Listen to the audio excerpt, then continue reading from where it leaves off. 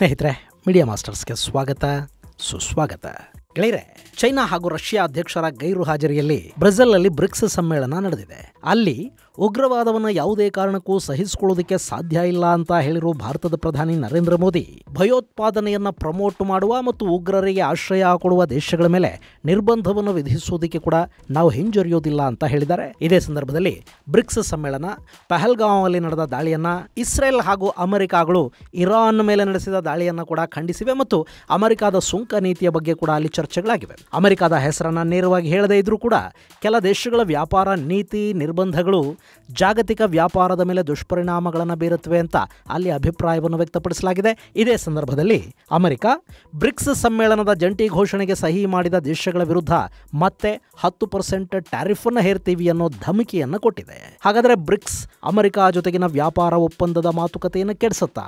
Tariff ಹೆಸರಲ್ಲಿ ಅಮೆರಿಕಾಗೆ ಜಗತ್ತನ್ನು ಬೆದರಿಸೋದಕ್ಕೆ, ಅದರಲ್ಲೂ ಬ್ರಿಕ್ಸ್ ದೇಶಗಳನ್ನು ಹೆದರಿಸೋದಕ್ಕೆ ಸಾಧ್ಯ ಆಗುತ್ತಾ? ಮತ್ತು ಪಿಂಗ್ ಹಾಗೂ ಪುತಿನ್ ಈ ಬಾರಿ ಬ್ರಿಕ್ಸ್ ಅಲ್ಲಿ ಭಾಗಿ ಆಗಲಿಲ್ಲ, ಯಾಕೆ ಅನ್ನೋ ಬಗ್ಗೆ ಒಂದಷ್ಟು ಮಾಹಿತಿಯನ್ನ ನಾವಿಲ್ಲಿ ನೋಡೋಣ. ನಿಮ್ಮಲ್ಲಿ ಸಾಕಷ್ಟು ಜನ ಯೂಟ್ಯೂಬ್ ಚಾನಲ್ಗಳನ್ನು ಮಾಡಬೇಕು ಅಂದ್ಕೊಂಡಿರ್ತೀರಿ, ಮತ್ತೆ ಕೆಲವರು ಈಗಾಗಲೇ ಚಾನಲ್ಗಳನ್ನು ಮಾಡಿರ್ತೀರಿ. ಆದರೆ ಅವುಗಳನ್ನು ಹೇಗೆ ಮುಂದುವರಿಸಬೇಕು ಅನ್ನೋ ಚಿಂತೆಯಲ್ಲಿರ್ತೀರಿ. ನಿಮಗಾಗಿನೇ ನಾವು 3 ದಿನಗಳ ಆಫ್ಲೈನ್ ಯೂಟ್ಯೂಬ್ ತರಬೇತಿ ಕಾರ್ಯಕ್ರಮವನ್ನು ಆಯೋಜಿಸ್ತಾ ಇದ್ದೀವಿ. ಅದರಲ್ಲಿ script writing, voice, camera, channel optimization, artificial ಇಂಟೆಲಿಜೆನ್ಸ್ನ ಬಳಕೆ, ಮಾನಿಟೈಸೇಷನ್, ಸೈಬರ್ ಸೆಕ್ಯೂರಿಟಿ, ಹೀಗೆ ನಾನಾ ವಿಷಯಗಳನ್ನು ನೀವು ಕಲಿಯೋದಕ್ಕೆ, ಅರ್ಥ ಮಾಡ್ಕೊಳ್ಳೋದಕ್ಕೆ ಸಾಧ್ಯ ಆಗುತ್ತೆ. ಜುಲೈ 11, 12 ಮತ್ತು 13ನೇ ತಾರೀಕು ಆರಂಭಗೊಳ್ಳುವ ಈ ತರಬೇತಿ ಕಾರ್ಯಕ್ರಮ 3 ದಿನಗಳ ಕಾಲ ನಡೆಯುತ್ತೆ. ಹೆಚ್ಚಿನ ಮಾಹಿತಿಗಾಗಿ 9972 37 9459 9972 37 9459 ಸಂಖ್ಯೆಗೆ ಸಂಪರ್ಕಿಸಿ.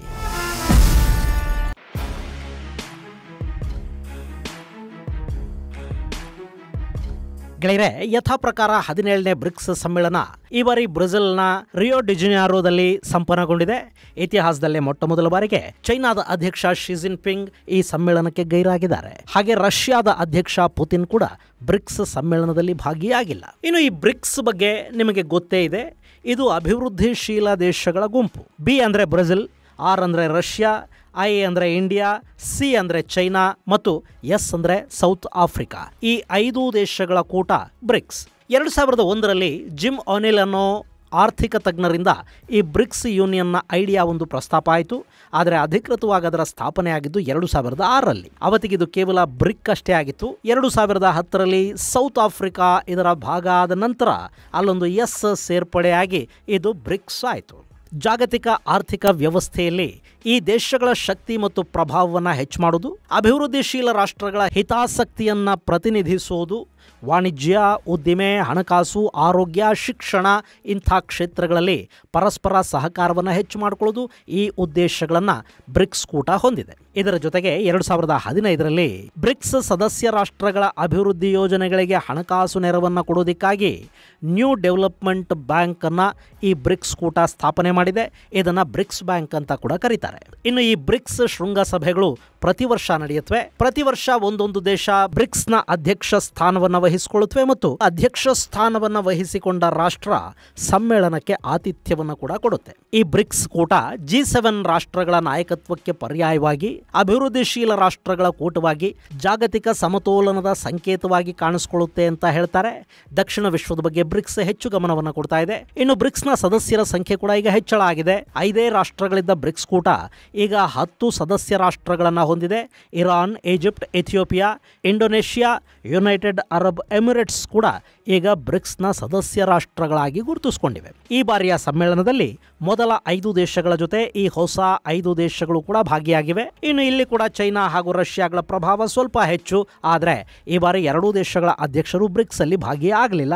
ಚೈನಾ ತನ್ನ ಪ್ರೀಮಿಯರ್ ಲಿ ಕಿಯಾಂಗ್ ಅವರನ್ನು ಈ ಸಮ್ಮೇಳನಕ್ಕೆ ಕಳುಹಿಸಿಕೊಟ್ಟಿದೆ. ರಷ್ಯಾದಿಂದ ಅಲ್ಲಿನ ವಿದೇಶಾಂಗ ಸಚಿವರು ಭಾಗಿಯಾಗಿದ್ದಾರೆ. ಗೆಳೆಯರೆ, ಇಲ್ಲಿ ರಷ್ಯಾದ ಅಧ್ಯಕ್ಷ ಪುತಿನ್ ಬಾರದೇ ಇರುವುದಕ್ಕೆ ಕಾರಣ ಇದೆ.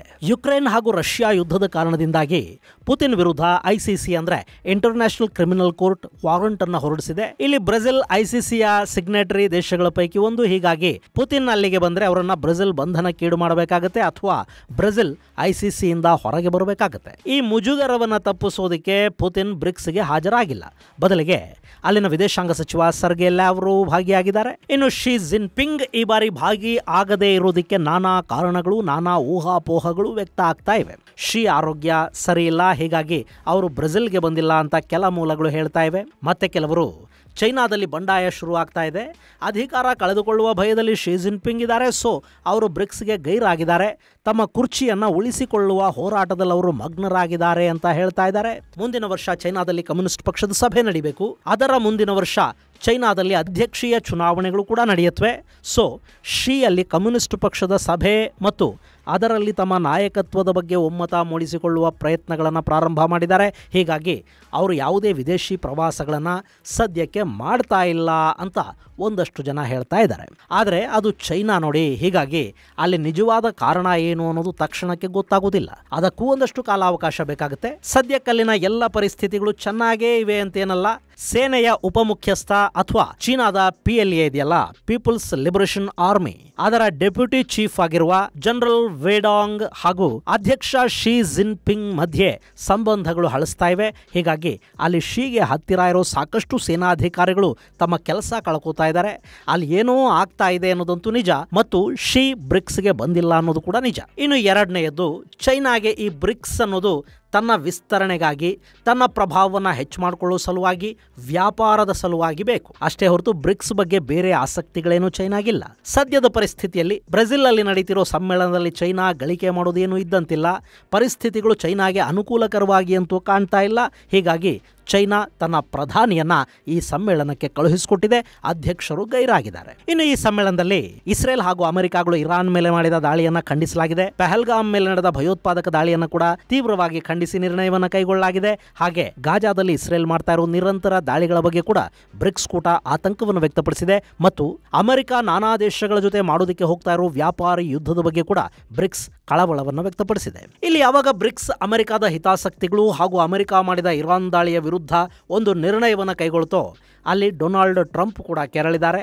ನಮ್ಮ ಹಿತಾಸಕ್ತಿಗಳನ್ನು ಕಡೆಗಣಿಸುವ, ಪ್ರಶ್ನಿಸುವ ಜಗತ್ತಿನ ಯಾವುದೇ ಕೂಟವನ್ನು ನಾವು ಸಹಿಸೋದಕ್ಕೆ ಸಾಧ್ಯ ಇಲ್ಲ ಅಂತ ಡೊನಾಲ್ಡ್ ಟ್ರಂಪ್ ಹೇಳಿದ್ದಾರೆ. ಮತ್ತು ಈ ನಿರ್ಣಯಕ್ಕೆ ಸಹಿ ಹಾಕಿದ ದೇಶಗಳ ಮೇಲೆ ನಾವು 10% ಹೆಚ್ಚುವರಿ ಸುಂಕವನ್ನು ಕೂಡ ಹಾಕ್ತೀವಿ, ಅವರೆಲ್ಲರಿಗೂ ಅಮೆರಿಕ ಸುಂಕಪತ್ರಗಳನ್ನು ಕಳುಹಿಸಲಿದೆ ಅಂತ ಕೂಡ ಟ್ರಂಪ್ ತಿಳಿಸಿದ್ದಾರೆ.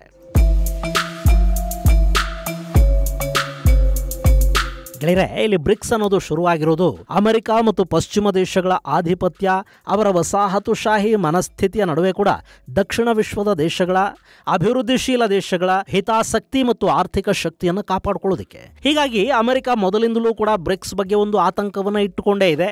ಕಳೆದ ಬಾರಿ ಬ್ರಿಕ್ಸ್ ಸಮ್ಮೇಳನದಲ್ಲಿ ಬ್ರಿಕ್ಸ್ ಕರೆನ್ಸಿಯ ಪ್ರಸ್ತಾಪ ಆದ ಕೂಡಲೇ ಅಮೆರಿಕ ಸಣ್ಣಗೆ ಬೆಚ್ಚಿಬಿತ್ತು. ಯಾಕೆಂದ್ರೆ ಬ್ರಿಕ್ಸ್ ಕರೆನ್ಸಿ ಬಂದುಬಿಟ್ರೆ ಅಮೆರಿಕದ ಡಾಲರ್ ತನ್ನ ಪ್ರಭಾವವನ್ನು ಕಳ್ಕೊಂಡು ಬಿಟ್ಟಿತ್ತು ಅನ್ನೋ ಆತಂಕ ಅವರದ್ದು. ಹಾಗೆ ಬ್ರಿಕ್ಸ್ ಅನ್ನೋದು ಕಳೆದ ದಶಕದಲ್ಲಿ ಕೇವಲ 5 ದೇಶಗಳ ಕೂಟ ಮಾತ್ರ ಆಗಿತ್ತು. ಇವತ್ತದರಲ್ಲಿ 10 ದೇಶಗಳಿವೆ. ಅದರಲ್ಲಿ ಚೈನಾ, ರಷ್ಯಾ, ಭಾರತಗಳ ಜೊತೆ UAE ಕೂಡ ಬ್ರಿಕ್ಸ್ ಕೂಟವನ್ನು ಸೇರಿದೆ. ಹೀಗಾಗಿ ಬ್ರಿಕ್ಸ್ ಅನ್ನೋದೀಗ ಬಲಿಷ್ಠ ದೇಶಗಳ ಕೂಟವಾಗಿ ಪಶ್ಚಿಮದ ಕಣ್ಣಿಗೆ, ಅದರಲ್ಲೂ ಅಮೆರಿಕದ ಕಣ್ಣಿಗೆ ಕಂಡ್ರೆ ಆಶ್ಚರ್ಯ ಏನಿಲ್ಲ. ಇನ್ನು ಟ್ಯಾರಿಫ್ನ ಬೆದರಿಕೆ. ಅಮೆರಿಕ ಟ್ಯಾರಿಫ್ ಹೆಸರು ಹೇಳಿ ರಷ್ಯಾನ ಬೆದರಿಸೋದಕ್ಕೆ ಸಾಧ್ಯ ಆಗೋದಿಲ್ಲ. ಅವರು ಈಗಾಗಲೇ ಅಮೆರಿಕದ ಎಲ್ಲ ನಿರ್ಬಂಧಗಳನ್ನು ತಮ್ಮ ಮೇಲೆ ಹೊತ್ಕೊಂಡು ನಗನಗ್ತಾ ಕೂತಿದ್ದಾರೆ. ಆದರೆ ದಕ್ಷಿಣ ಆಫ್ರಿಕಾ, ಬ್ರೆಜಿಲ್, ಇಥಿಯೋಪಿಯಾ, ಈಜಿಪ್ಟ್, ಇಂಡೋನೇಷ್ಯಾಗಳಂತಹ ದೇಶಗಳನ್ನು ಅಮೆರಿಕ ಹೆದರಿಸುವ ಸಾಧ್ಯತೆ ಇರುತ್ತೆ. ಚೈನಾ ಕೂಡ ಅಮೆರಿಕದ ಬೆದರಿಕೆಗಳಿಗೀಗ ಹೆಚ್ಚು ಜಗ್ಗೋದಿಲ್ಲ. ಯಾಕೆಂದರೆ ಅಮೆರಿಕದ ಯಾವ ನರ ಒತ್ತಬೇಕು ಅನ್ನೋದು ಚೈನಾಗೆ ತುಂಬ ಚೆನ್ನಾಗಿ ಗೊತ್ತಿದೆ. ಟ್ಯಾರಿಫನ್ನು ಹೆಚ್ಚು ಮಾಡಿದರೆ ಅವರು ರೇರ್ ಅರ್ತ್ ಮೆಟೀರಿಯಲ್ ಹಾಗೂ ಇನ್ನಿತರ ಪದಾರ್ಥಗಳನ್ನು ಅಮೆರಿಕಾಗೆ ಕೊಡೋದಿಲ್ಲ ಅಂತ ಹೇಳ್ತಾರೆ. ಅಲ್ಲಿ ಅಮೆರಿಕಾಗೆ ಸಮಸ್ಯೆ ಶುರು ಆಗುತ್ತೆ. ಇನ್ನು ಭಾರತ ಕೂಡ ಈಗ ಅಮೆರಿಕದ ಟ್ಯಾರಿಫ್ಗೆ ರೆಸಿಪ್ರೋಕಲ್ ಟ್ಯಾರಿಫನ್ನು ಹೇರುವುದನ್ನು ಅಭ್ಯಾಸ ಮಾಡಿಕೊಂಡಿದೆ. ಅದರಲ್ಲೂ ಅಮೆರಿಕ ಭಾರತದ ಔಷಧಗಳ ಮೇಲೆ ಟ್ಯಾರಿಫ್ ಅನ್ನು ಹೇರಿದ್ರೆ ಅದರಿಂದ ಅಮೆರಿಕಾಗೆ ಸಮಸ್ಯೆನೇ ಹೊರತು ಭಾರತಕ್ಕಲ್ಲ. ಇನ್ನು UAE ಹಾಗೂ ಇಂಡೋನೇಷ್ಯಾಗಳು ಅಮೆರಿಕ ಜೊತೆ ಉತ್ತಮ ಸಂಬಂಧಗಳನ್ನೇ ಇಟ್ಕೊಂಡಿವೆ. ಅದರಲ್ಲೂ UAEನ ಟ್ರಂಪ್ ಹೆಚ್ಚು ಕೆಣಕೋದಕ್ಕೆ, ಕೆರ್ಕೊಳ್ಳೋದಕ್ಕೆ ಹೋಗೋದಿಲ್ಲ. ಅದಕ್ಕೆ ಕಾರಣ ತೈಲ ಮತ್ತು ವ್ಯಾಪಾರ ಲಾಭಗಳು, ಜೊತೆಗೆ ಈಜಿಪ್ಟ್ ಹಾಗೂ UAEಗಳು ಇಸ್ರೇಲಿನ ಕಾರಣಕ್ಕೆ ಕೂಡ ಅಮೆರಿಕಾಗೆ ತುಂಬಾನೇ ಬೇಕಾಗುತ್ತವೆ. ಸದ್ಯಕ್ಕೆ ಇಸ್ರೇಲ್ ಜೊತೆ ಅರಬ್ ದೇಶಗಳು ಯಾವ ದುಶ್ಮನಿಯನ್ನು ಮುಂದುವರಿಸುವ ಮೂಡಲಿಲ್ಲ. ಅದು ಹಾಗೆ ಇರಬೇಕು ಅಂದರೆ ಅಲ್ಲಿ ಅಮೆರಿಕ ಈ ದೇಶಗಳ ಜೊತೆಗಿನ ಸಂಬಂಧಗಳನ್ನು ಗಟ್ಟಿಯಾಗಿ ಇಟ್ಕೋತಾ ಹೋಗಬೇಕು. ಇನ್ನು ಇಂಡೋ ಪೆಸಿಫಿಕ್ ಅಲ್ಲಿ ಅಮೆರಿಕ ಹಾಗೆ ಭಾರತವನ್ನು ಬಿಟ್ಟರೆ ಶಕ್ತಿಶಾಲಿ ಮಿತ್ರ ದೇಶ ಅಂತ ಬೇರೆ ಯಾವುದಿದೆ? ಹೀಗಾಗಿ ಅಮೆರಿಕ ಇಲ್ಲಿ ಬ್ರಿಕ್ಸ್ ದೇಶಗಳ ವಿರುದ್ಧ ಸುಂಕ ಹೇರ್ತೀವಿ ಅಂತ ಹೆದರಿಸುವ ಪ್ರಯತ್ನವನ್ನ ಮಾಡುತ್ತೆ ಹೊರತು ಅಂಥ ದುಸ್ಸಾಹಸಕ್ಕೆ ಕೈ ಹಾಕೋದಿಲ್ಲ. ಇನ್ನು ಚೈನಾ ಬ್ರಿಕ್ಸ್ ಅನ್ನೋದು ಅಮೆರಿಕಾದ ಶತ್ರುನೂ ಅಲ್ಲ, ನಾವಲ್ಲಿ ಸಂಘರ್ಷಕ್ಕಾಗಿ ಒಂದುಗೂಡಿಲ್ಲ ಅಂತ ಒಂದು ಸ್ಪಷ್ಟನೆಯನ್ನು ಕೂಡ ಕೊಟ್ಟಿದೆ. ಒಟ್ಟಾರೆ ಬ್ರಿಕ್ಸ್ ಅನ್ನೋದು ಟ್ರಂಪ್ ಕಸಿವಿಸಿಗೆ ಕಾರಣ ಆಗ್ತಾ ಇದೆ ಅನ್ನೋದಂತೂ ನಿಜ. ಇನ್ನು ಇದೇ ಸಂದರ್ಭದಲ್ಲಿ ನಾನಾ ದೇಶಗಳ ನಾಯಕರ ಜೊತೆ ಭಾರತದ ಪ್ರಧಾನಿ ದ್ವಿಪಕ್ಷೀಯ ಮಾತುಕತೆಗಳನ್ನು ನಡೆಸಿದ್ದಾರೆ. ಸಾಕಷ್ಟು ದ್ವಿಪಕ್ಷೀಯ ಒಪ್ಪಂದಗಳಿಗೆ ಸಹಿ ಬಿದ್ದಿದೆ ಮತ್ತು ಕ್ಯೂಬನ್ ಅಧ್ಯಕ್ಷರನ್ನು ಕೂಡ ಭಾನುವಾರ ಮೋದಿ ಭೇಟಿ ಮಾಡಿದ್ದಾರೆ. ಅಲ್ಲಿ ಆರೋಗ್ಯ ಹಾಗೂ ಔಷಧ ಕ್ಷೇತ್ರಕ್ಕೆ ಸಂಬಂಧಪಟ್ಟ ಹಾಗೆ ಎರಡೂ ದೇಶಗಳ ನಡುವೆ ಒಂದಷ್ಟು ಒಪ್ಪಂದಗಳಿಗೆ ಸಹಿಯಾಗಿದೆ. ದಕ್ಷಿಣ ವಿಶ್ವದ ದೇಶಗಳ ಜೊತೆಗಿನ ಸಂಬಂಧ ವೃದ್ಧಿಗಾಗಿ, ವ್ಯಾಪಾರ ವೃದ್ಧಿಗಾಗಿ ಈ ಪ್ರವಾಸವನ್ನ, ಈ ಸಮ್ಮೇಳನವನ್ನ ಭಾರತ ಅತ್ಯದ್ಭುತವಾಗಿ ಬಳಸ್ಕೊಳ್ತಾ ಇದೆ. ಇದು ಗೆಳೆಯರೆ 17ನೇ ಬ್ರಿಕ್ಸ್ ಕುರಿತಾದ ಒಂದಷ್ಟು ಮಾಹಿತಿ. ಮುಂದಿನ ಸಂಚಿಕೆಯಲ್ಲಿ ಮತ್ತಷ್ಟು ವಿಶೇಷಗಳ ಜೊತೆ ಮತ್ತೆ ಭೇಟಿಯಾಗೋಣ. ಅಲ್ಲಿವರೆಗೆ ಜೈ ಹಿಂದ್, ಜೈ ಕರ್ನಾಟಕ.